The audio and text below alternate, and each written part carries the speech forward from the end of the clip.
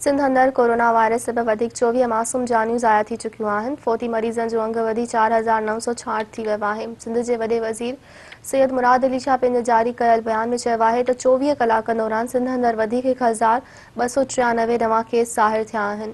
मुराद अली शाह वधीक चयो त वायरस सां जंग चोटींदे 1,273 मरीज़ सिहतयाब थी चुका आहिनि, जंहिं बाद सिहतयाब मरीज़नि जो अंग 2,84,695 थी वियो आहे।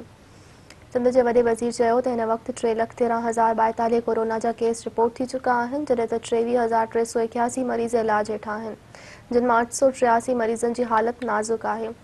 मुराद अली शाह वधीक चयो त बदीन ऐं कंबर में 17 ठटे ऐं 16 नौशर फिरोज़ी नवाबशाह में 15, लाड़काणे में पुखास में 12, खैरपुर ऐं सिजावल में 11, जैकमाबाद में 10, मटियारी में 9, टंडो अल्हायार ऐं थरपारकर में 8, उमरकोट में 7, कशमोर में 5, जॾहिं त सांघड़ में कोविड-19 जा 4 केस रिपोर्ट थिया आहिनि।